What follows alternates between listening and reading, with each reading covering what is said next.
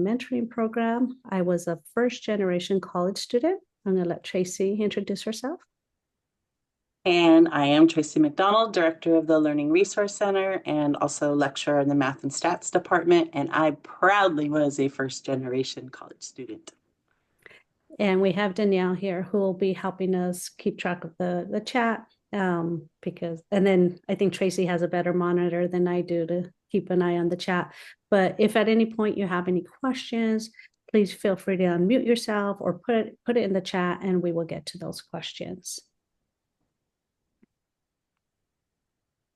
So today's agenda, we're going over unwritten rules, their importance, some common unwritten rules that you'll see in academia as well as in the workplace. And so as we go through this presentation, please keep in mind any unwritten rules that you've come across or you can think of. And because this is kind of a living presentation that we like to incorporate what you all can share with us as well. All right. So to start us off, does anybody want to share an example of an unwritten rule? It can be in any setting. Basically, our unwritten rules are forces that lie below the surface and help shape cultural norms. They're also referred to as unspoken rules. And yeah, so you may be aware of them, you may not be aware of them, but they tend to be accepted and understood by others. So does anybody want to share an example?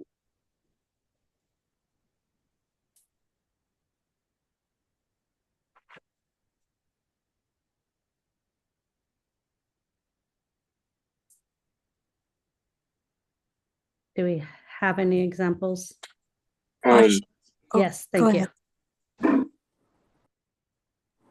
Okay, my name is Samaje, and an example I thought of is I play basketball, so there's this unwritten rule when you're winning by a lot, when it's like the last 10 seconds of the game, the winning team isn't supposed to score anymore because the game is already decided.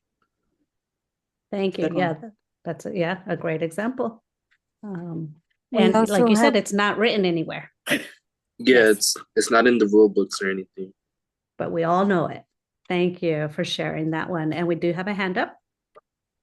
Yes. Max. Hello. Yeah, my name's Max, everyone. But I guess a really, really informal one is, when like everyone's eating like chips or whatever, not to like, like double dip after you've like, chip and then, you put it back in. It's like not, not the correct thing to do.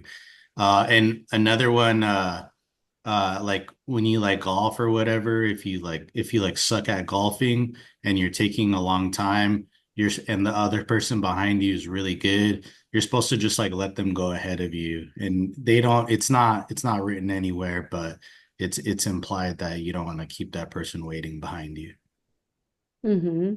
And one example I had prepared is like when you're at the grocery store, kind of similar to what you're referencing, Max, where I might have a cart full of stuff and the person behind me has 2, 3 items, letting them go in front of you rather than making them wait when you know it's going to take longer for you to check out. So just, offering, hey, you only have a couple items. Would you like to go ahead of us? I think is another unspoken rule. So some of it seems to be like about courtesy, right? But there's more to it in academia as well that we're going to go over.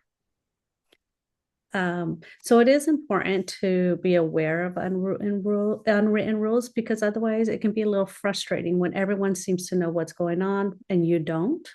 As a first generation college student, for myself at least, I know I experienced this where there seems to be some knowledge that I would lack simply because of the situation that I grew up in, because my parents did not go to college. There were things that they weren't aware of and couldn't pass on to me. It doesn't mean that my parents didn't have any guidance to offer, right? But they just simply couldn't necessarily help me navigate the college experience. And some of you, if you're first gen, may have a similar experience. And again, there's some things that you just learn via exposure. And so for those continuing generation college students, their parents are able to share that. And today we're going to highlight some of those, emphasize their importance for college success. It can make a difference in your career, your school trajectory, and it can help you understand the organization or a company's culture. And with that, you might realize that a company that you really wanted to work for, once you learn some of their unwritten rules, you might say, well, you know what, that doesn't really line up with my goals or my morals or whatever it may be. So it is important. They're also important for college success. We have a quote here: college is a game. Those who know the rules typically do better academically, socially, and professionally.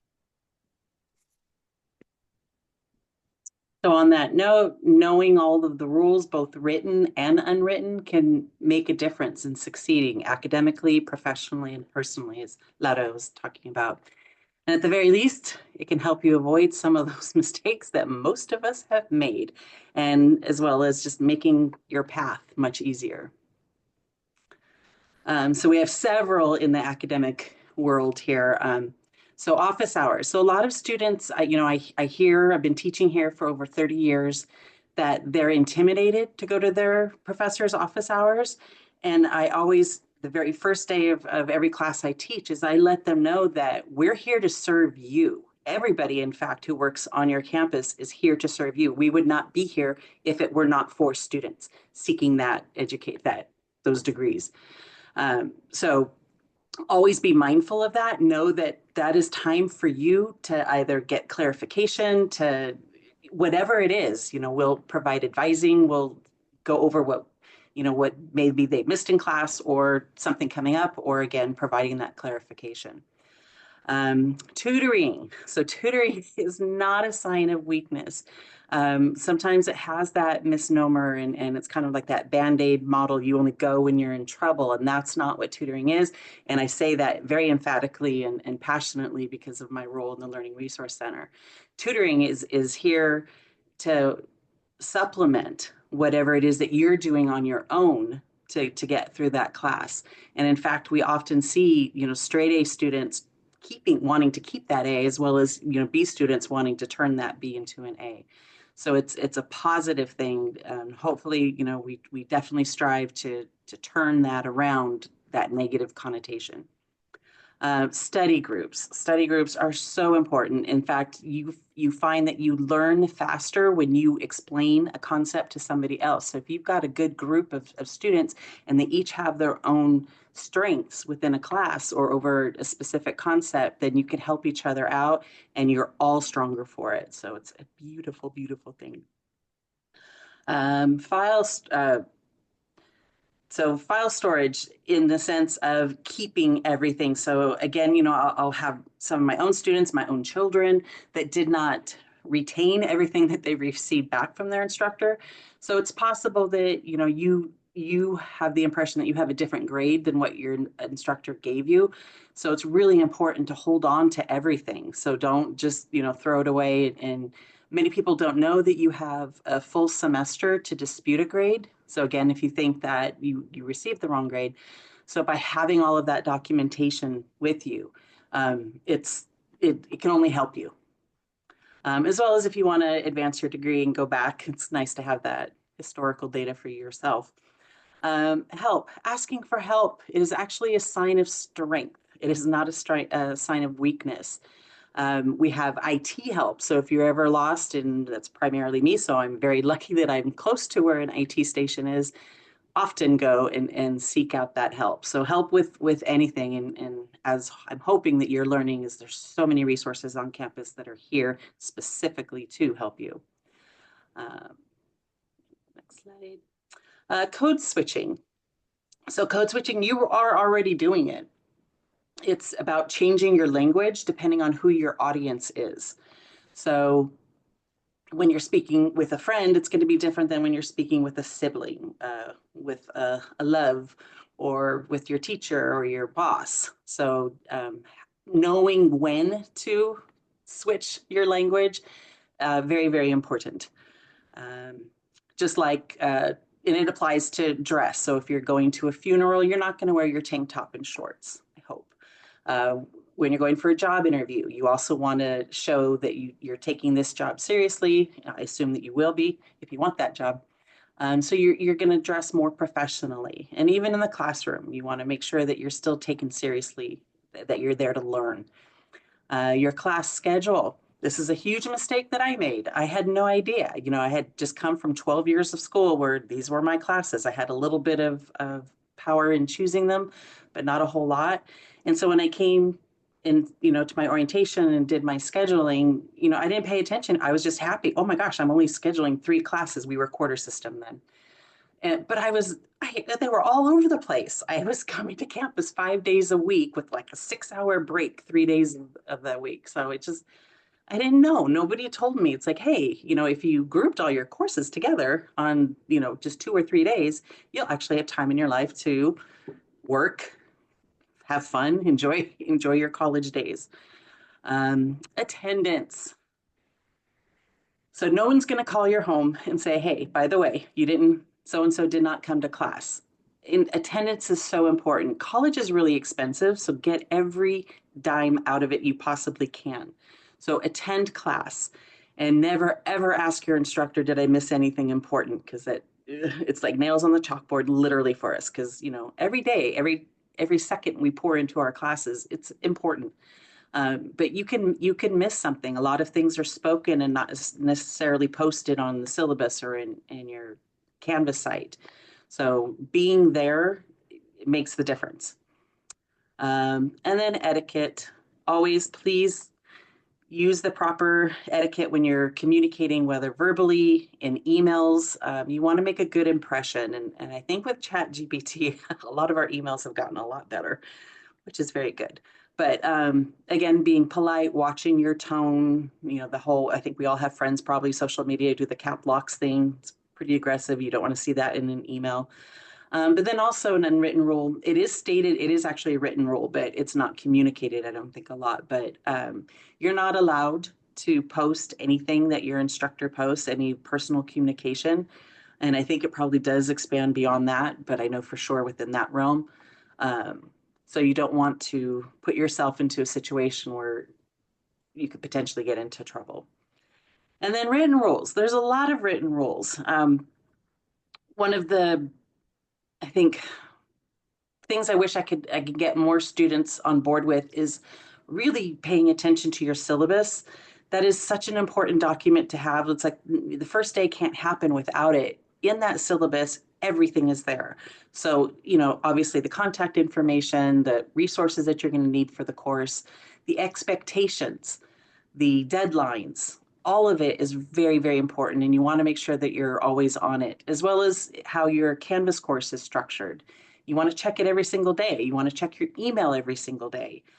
Look for posts, turn on notifications. So you're always in the know and you have that up-to-date information.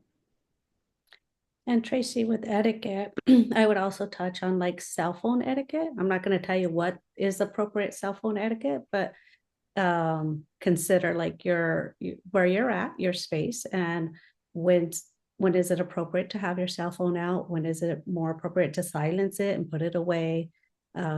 So keep that in mind, because I've been in you know, various situations where it's like, oh, and we all make mistakes. Like, oh, I thought I silenced my phone. I'm sorry about that, you know, but just generally speaking.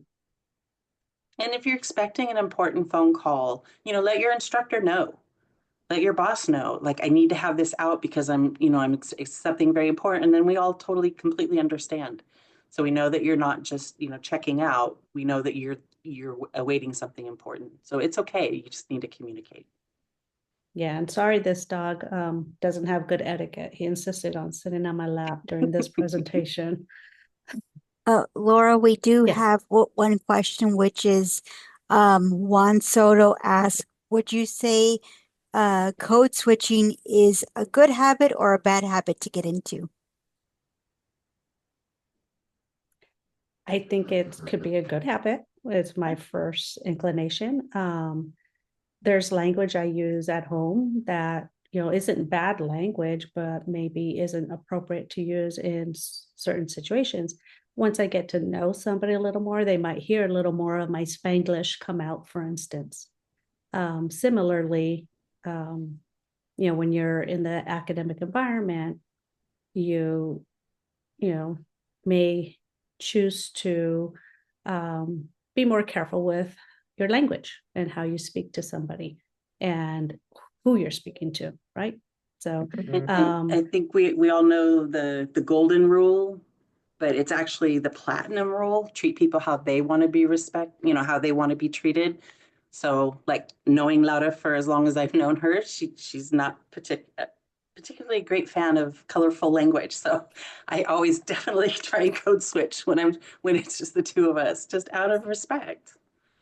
Yeah, but it's also like an additive approach if you think of it that way. Like, maybe again your home language, we're not asking you to eliminate it, but more about knowing when to use it, when not to use it. Thank you for the question, Juan. All right. So now we're going to talk a little bit about networking. Here in the slide, you see that we're focusing on possibly networking with professors, possibly networking with, creating a mentor relationship. So we're going to focus on that a little bit and then make another comment. But basically, get to know your professors. You can connect on a common interest. For instance, we may make a comment in class that you can relate to, and then that can be a starting point. So for instance, I like to share that I grew up in La Puente. Anybody else here from La Puente?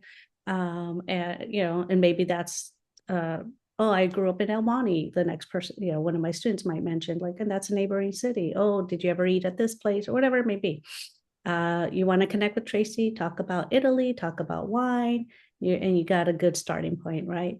Or maybe they mentioned their research or places that they've traveled to. So find something that, common interest, because sometimes students say, oh, well, I don't really have any questions for office hours, so I don't know where to start, right? But if you want a letter of recommendation from these professors, you're gonna feel probably a little uncomfortable with that request, knowing that they don't really know you that well. When do you need letters of recommendation? It may be for a scholarship, it may be for an internship, it may be for tutoring job. A tutoring job, yes, with RAMP or with LRC, graduate school. So, you're going to find yourself in multiple situations where you do need a strong letter of recommendation. And that's key, is that you want somebody who can write a strong letter, not just, oh yeah, they were in my class, they were a little quiet, but they got a good grade. Well, you want them to be able to say more than that. Professors can serve as a mentor. I know for myself, like I wouldn't be where I'm at now had I not had some mentors in college. And they provide advice on graduate school. They can provide advice on career. Mentorship can be a give and take relationship. I know that when I interact with students, I learn from them. And sometimes, I will support their small business, for instance, but I wouldn't have known that had we not had that exchange. Mentors also serve as a strong possible letters of recommendation. When I learn about a student, I'm better prepared to share opportunities with them. So I always use examples of various like things that we've nominated students for, or an opportunity crosses our desk and it's like, okay, who would be a good student for this? Well, who's going to pop in my head first is going to be those students that I've interacted most with. So you want to kind of, I don't want to say like you're schmoozing or buttering people up, but more like being human and getting to know each other. And mentors also can provide advice on graduate school career. I do want to point that you shouldn't underestimate the value of having a peer mentor, whether it's one of the programs that you're already involved in, or we have something called Bronco Navigators. which is if you're not part of a program already, that's another opportunity to have a mentor. I Am First is another mentorship opportunity. Um, but as far as peer mentors, our program does offer peer mentoring. And I always say, like, that's like our strongest line of defense, because these students may be a year, 2 year, 3 years older or ahead of you in their education, and they can provide current feedback on, on your classes, on how to navigate Cal Poly, and so forth. Just a recommendation to write a thank you note when someone writes a letter of recommendation or provides a referral. I do appreciate it when I've written a letter of recommendation and the student lets me know whether or not they got into the school that they were applying to. And then a lot of times it's like alum that I might be writing a letter of recommendation for a graduate school or law school. It is nice to kind of, well, did it help? Do you want to add anything, Tracy? No, I think you got it. It was good. All righty. We also want to highlight, the importance of well-being. And we have a few suggestions. One is getting involved because it will promote your sense of belonging. But I caution that you not get over involved, where now you're not balancing everything in your life, including academics. Use your campus health resources. You paid for them, and they include the obvious, like the health services, wellness center, CAPS, but also maybe the not so obvious, BRIC. I'm not one for going to gyms, but I know they offer classes as well. Like maybe you don't want to be out on the floor working out, but maybe you're willing to take one of the classes they offer. You have the care center, you have poly pantry for food. You have a clothes closet on campus. So these are all, resources that can help promote your health, besides the health center. We want you to consider, like, the fact that you do have multiple responsibilities. As I mentioned, you want to balance that. I highly recommend using a calendar, because I think it helps you have a more realistic perspective of how much time you actually have available for these different responsibilities, and making sure that you are building in sleep, exercise, and eating. And exercise may not necessarily mean working out. It can mean taking a 20-minute walk. It doesn't have to be like, oh, I'm weightlifting or anything like that. Like any type of exercise is helpful. And just watch out for burnout, so that you're intentional about taking breaks. I have to be very intentional because with work, we think, oh, we give these suggestions to students, but then I'm notorious for like working through my lunch or sitting for 4 hours in a row. And so I have to tell myself, okay, at 12 o'clock, get up, go get some water, come back. So breaks don't have to be long. They don't have to be majorly distracting, but it does so much for your brain that I think we underestimate, like the value of a 5-minute break or a 20-minute break, whatever it is that you need. Just get breaks in there. So I just want to ask, like, which of these things do you think you're good at using or doing? Which do you prioritize? You can just put that in the chat.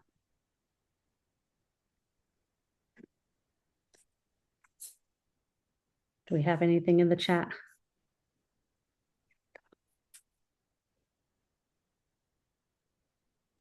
No, you don't have anything in the chat.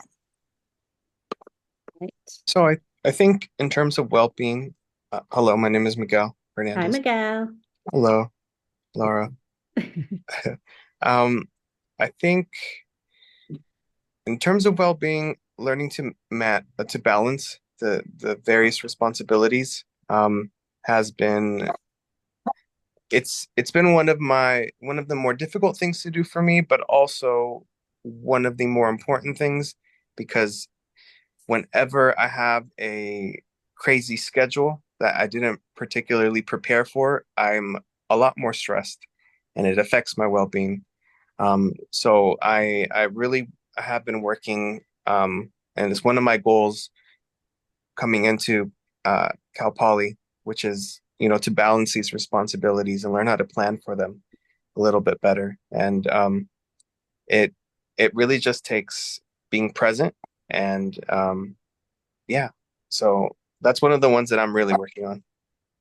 And it Thank really, and you learn that it doesn't take that much time, and you just are so grateful to yourself for taking that initiative. So that's a great example. Yeah, the I think the key word is that initiative. One of the things that I tend to do is overthink. I'll have, I'll receive a notification that I can respond to at that moment, and then I'll think, oh, let me wait until a perfect time where I can sit down and look through everything. And I think that's one of the lessons that I'm trying to be more aware of is that the perfect time is now. So that initiative is yeah, I'm trying to uh relate the the perfect time with now being the perfect time. Yeah, thank you, Miguel. That's something I've just been recently learning. And maybe more so because I tend to forget things. Like, oh, I'll look at that email later. And then, 3 days later, I'm like, oh shoot, I never looked at it after all. So I've learned, yes, in the moment can be helpful, for sure. And I know in the chat we got some others, things that you guys prioritize, such as exercising, sleep, definitely an important one. And I'm gonna balancing multiple responsibilities. I'm gonna put here taking breaks. Oh, link is hopefully it works. This is a link on Cal Poly's website called Balance Bronco. So maybe you can get some tips there as well for how to balance taking care of yourself with all your multiple responsibilities. Okay, so we've seen what unwritten rules are and why they are important to know. But now the question is, how do we discover them? How do we find them since they're unwritten? So observing for sure, just paying attention. You pick up quickly on what the norms are.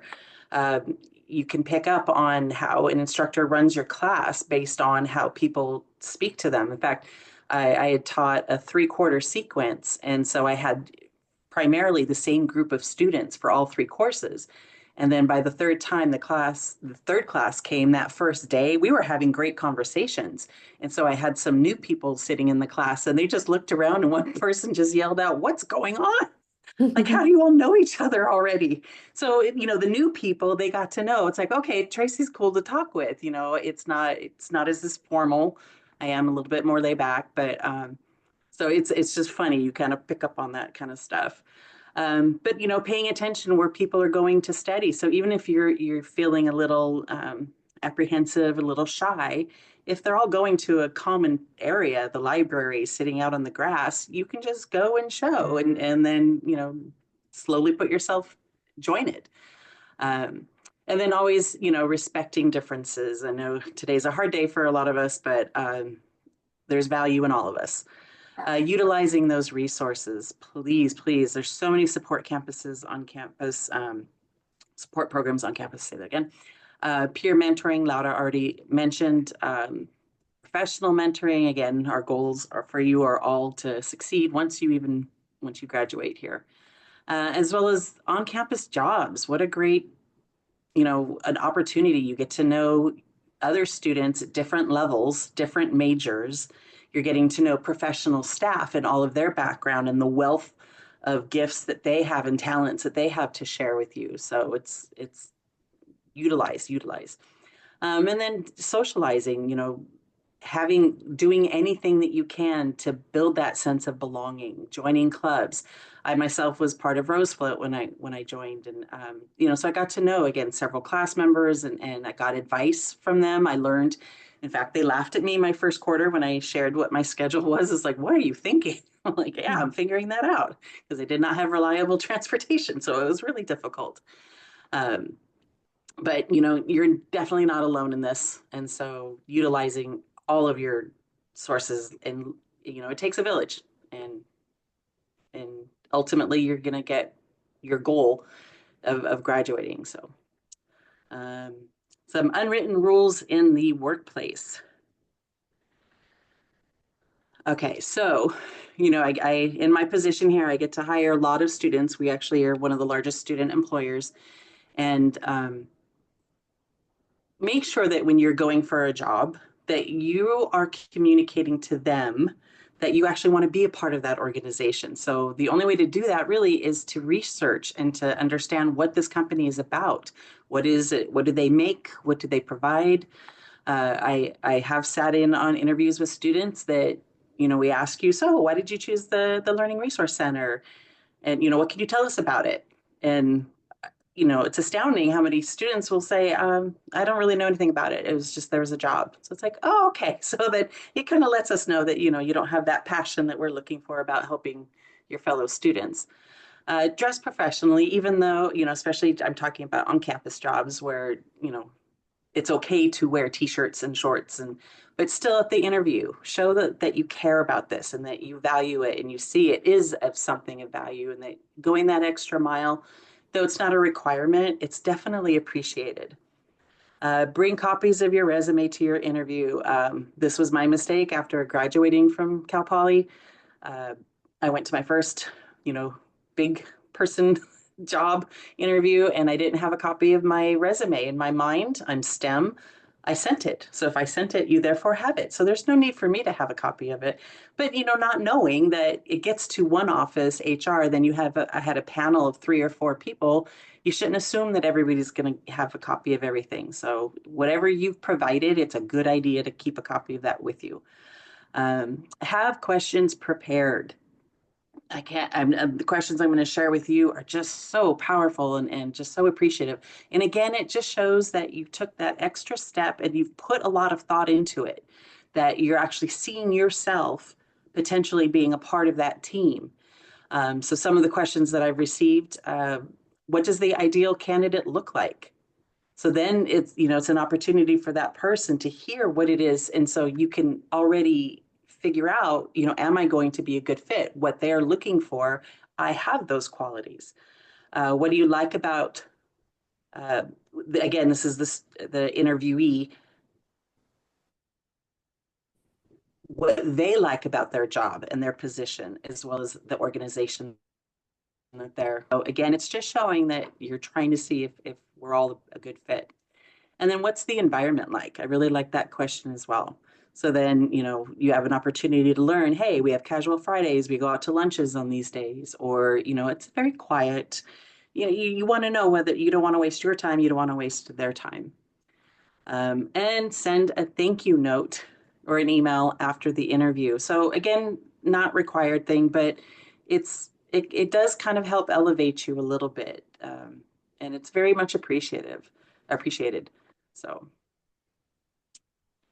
Thank you, and then Tracy. oh, sorry. Yeah. Do you have any other ones? No, that last one, I shared with somebody the other day that I didn't realize how important the message after an interview mattered until we were doing interviews and not one of the candidates sent a thank you note. And so the absence made me realize, like, oh, that is a nice touch. And then, relating to that, I've had it where, I had one person, we didn't select them for the position, but then, they still stuck out because of all of those things that I spoke about. And so when another position had opened up a couple of years later, I reached out to that person and we were able to hire them. So even if at that time it's not the right fit, you always want to leave a really great impression. And we've all, had other candidates that we didn't hire, but we liked them a lot, and there was just something that we needed. but we realize that, hey, they'd be good in another office. So, we'll share with each other those resources. So it's a good thing to just shine, help us. So what are some unwritten rules in the workplace? These are fun and they keep growing. Of course, in all aspects of life, we should be kind and respectful to everyone. We're all coming, together. We all have a wealth of experiences, and we can all learn from each other and grow. Uh, don't state a problem without offering a solution. We all can be negative Nellies. It's very easy to point things out that don't go well. But if you notice something and enough, it bothers you enough to where you want to bring it to somebody's attention, take some time and go, hey, you know what? I think if we do this, that could solve this particular problem. And at the very least, it starts a great conversation, doesn't assign blame or anything. It's more of, hey, let's attack this challenge. And then, other people can offer their solutions to it as well. And oftentimes it can be a conglomeration of each other's ideas. If you can, it's good. And it shows your management that you can be a problem solver. If you can kind of keep it, don't run to your manager, with every single problem, show that you can recognize there's an issue and show that you know how to resolve that issue whenever possible. Again, big stuff, obviously you need to bring in the big guns. And publicly contradicting your boss, there's, take that with a little grain of salt. Obviously, if you are you're in the surgery room and the head surgeon is about to cut an artery, you're going to want to speak up. But if it's something non-essential, like we're talking about fonts or something, hey, you mentioned in the meeting it was Verdana. No, it's supposed to be New Times Roman. It can wait, so kind of gauge it and then talk to your boss privately. So again, it's just showing that you're a team player, that you're not out to shame anybody. But ultimately, there was an issue. We need to get the issue fixed, and hopefully it'll get addressed the way it needs to be. Avoiding gossip. Just realize that if you're working with somebody and they're gossiping about other people, I promise you they are gossiping about you to others. So, you don't want to be labeled as that. You want to be trustworthy. You've got, again, a lot of talents to share, and you don't want anything to impede that. And be open to constructive criticism. It's a good thing. Hopefully you've heard this before, but we actually learn more from our mistakes than our accomplishments, because that path that took you to that error could potentially be, replicated in other areas. So learning when you've made a mistake, be grateful for it. It's a good thing, and be open and, appreciative. It's not negative on you. It's just an area where you can improve. We always want to improve. All right, a few more. So avoid asking, are you busy? Please avoid asking that question. So instead, we recommend you ask, do you have a minute? Or if 15 minutes, if you know it's going to be a longer conversation. Or can we schedule a half-hour meeting because I need to run some things by you, depending on what you need, right? Because if you ask me, are you busy? And I say, no, I'm not busy. You're going to say, then what are you doing all day, right? But if I say yes, now I make you feel like, you're an intrusion, and I don't want to make you feel that way. So it's okay for you to interrupt. And really, it like whatever workplace you end up in, you need to kind of learn what the culture is there and how people prefer to communicate. So it can differ from one person to the other. So as a team, trying to find out, okay, well, how do we go about this? Is this an email, or is this I can just walk over and ask you the question real quick? But generally speaking, do you have a minute would be more appropriate than saying, are you busy? I know. Can I just interrupt you for a quick second? Of course. Perfect way. Oh, yes, interrupt. Yes. Yeah. Let's see. Introduce others when you have the opportunity to do so. So, when I do that, I try to mention something that they may have in common. I feel like it helps people remember each other a little better that way. I used to be notorious for remembering people's names. Now I'm notorious for forgetting them. So if I have something that I can kind of latch onto, that helps. And then hopefully they'll return the favor as well, right? Being And it takes the personal, awkwardness out of it too. yeah, The yeah. awkwardness of meeting somebody new. It's like, oh, okay, we have stuff to talk about. Sorry. No, yeah. Thank you. So, being personal but professional in the workplace, you want to get to know your coworkers. Some people prefer to be more private than others. But I think being personal helps build relationships that are appropriate in the workplace. And then business cards.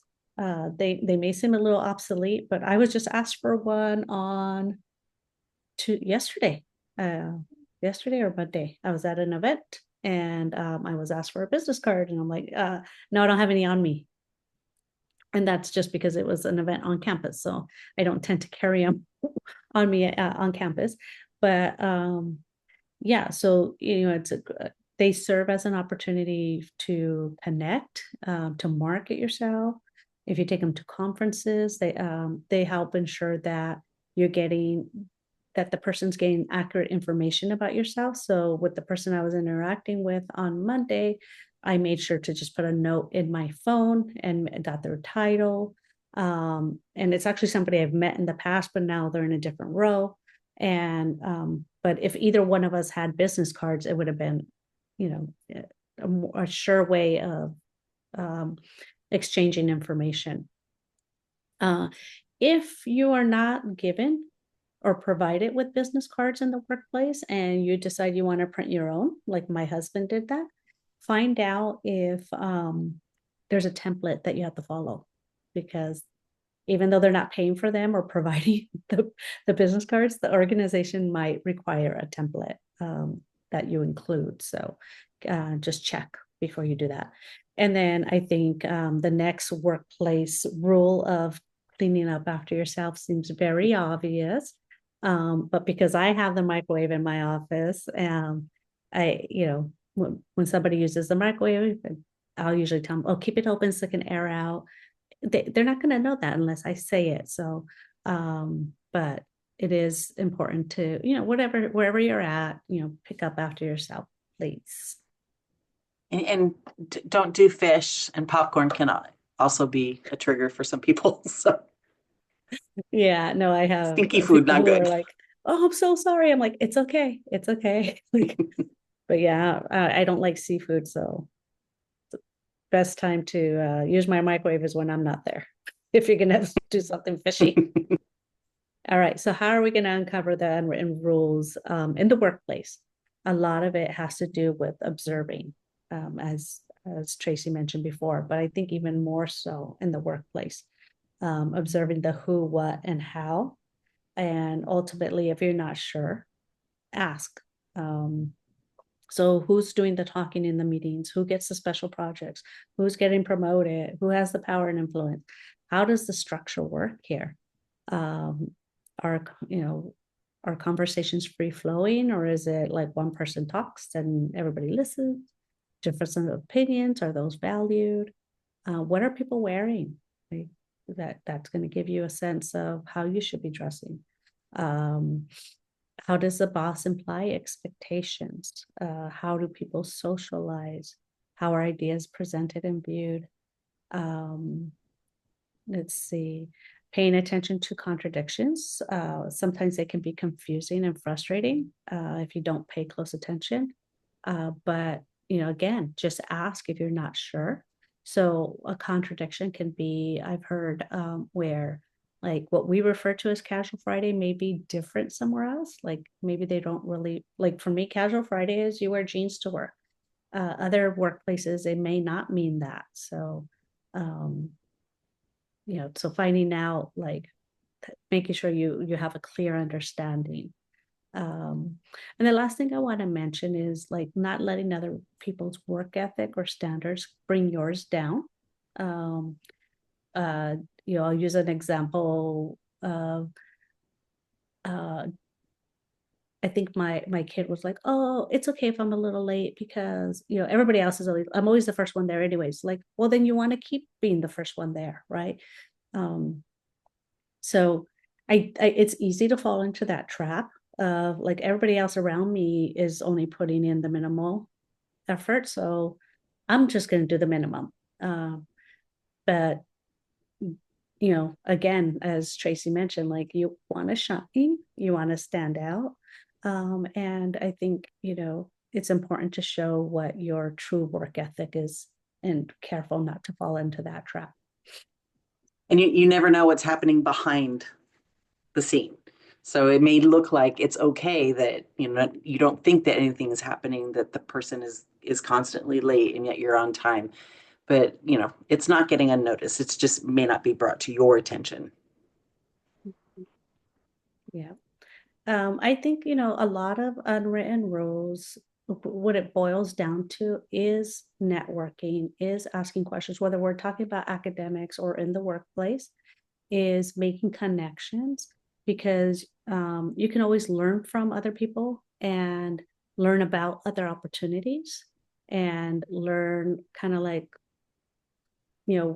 for instance, let's say you applied for a tutoring position with the LRC and one of our tutors has worked there as well. They might be able to give you some insight. So, just having those conversations, you're not going to know that unless you're having these conversations. Or Patty sometimes like, hey, do you guys know anybody any students that are looking for a job? And I might happen to have a student who just shared with me, I need to get a job. And that has happened where they're like, okay, it's time for me to get a job, a small, on campus job. And I'm like, oh, just the other day, Patty mentioned she's looking for somebody for clerical assistance. Oh, well, I don't have a resume. Okay, well, let's get started on that. And this can be your first uh, job, paid job on your resume, but you can still create and build a resume without having worked yet. There's things that you can put on there. But again, not having that conversation, we can't give that insight. Anything else, Tracy? Otherwise, we're open to questions.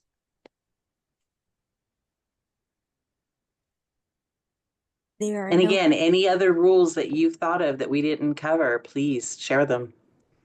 We will steal them. We will use them.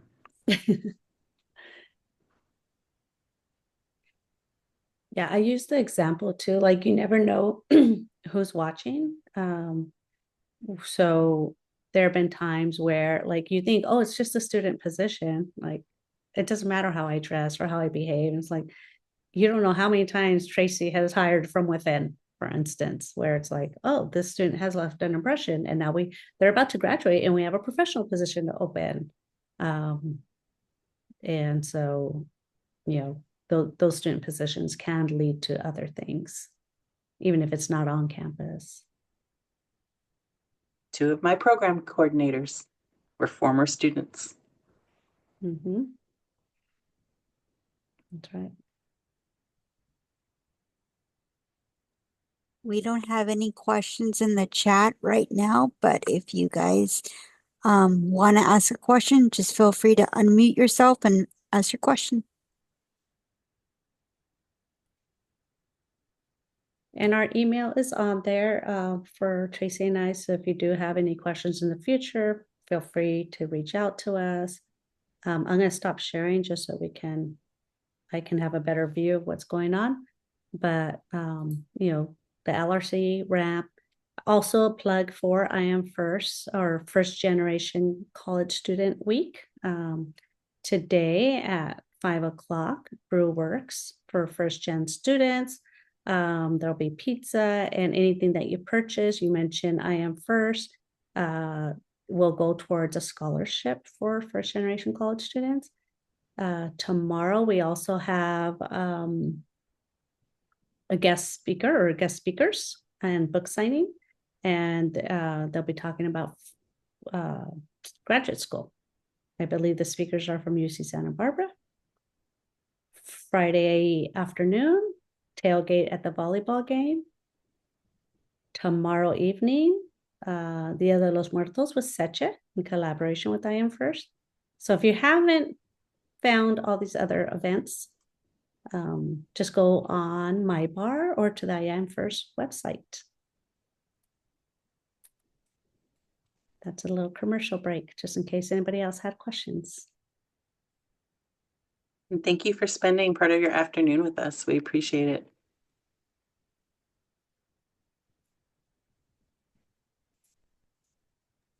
I have a question. Yes, Miguel. Thank you. So, in, unwritten rules aren't written per se.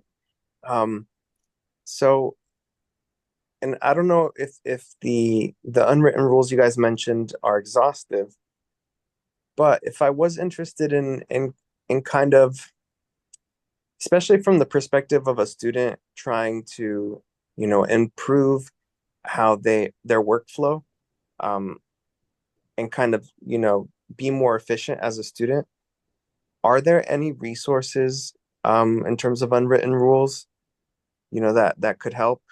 I know when it comes to studying, and I'm part of ramp, so I know ramp is one of the resources. um but yeah, are there any resources for unwritten rules in that regard? With respect to that, yes, we have an academic skills program, so it focuses on those study skills and learning strategies. So like time management is definitely covered in there, and so I invite you to come to the LRC. And so you want our academic skills program.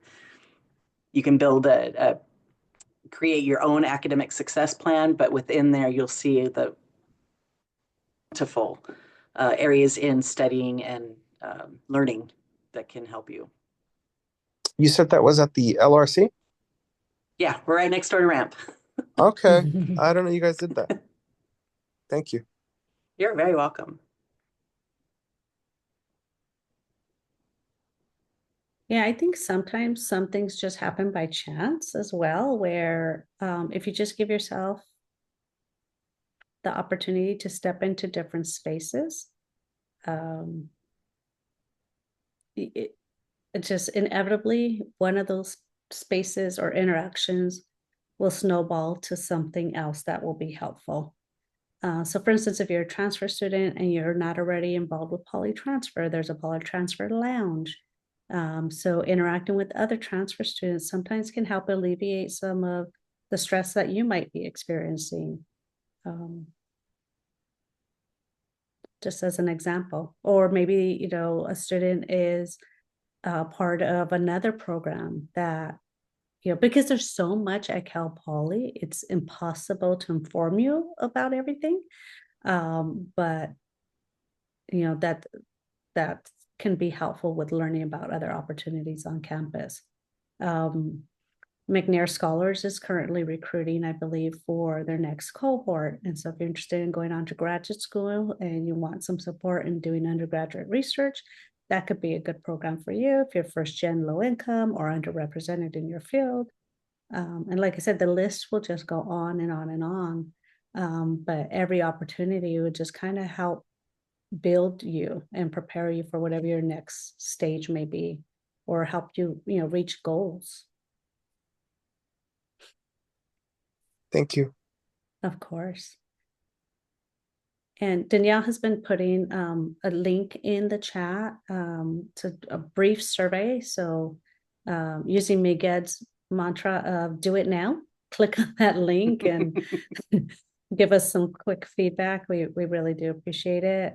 Tracy and I usually do this presentation at least once a year, and then sometimes we do it for other programs when they request it.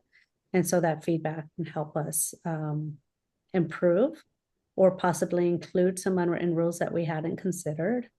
I just came up with one after seeing Miguel's very happy smiley face, or actually many of you.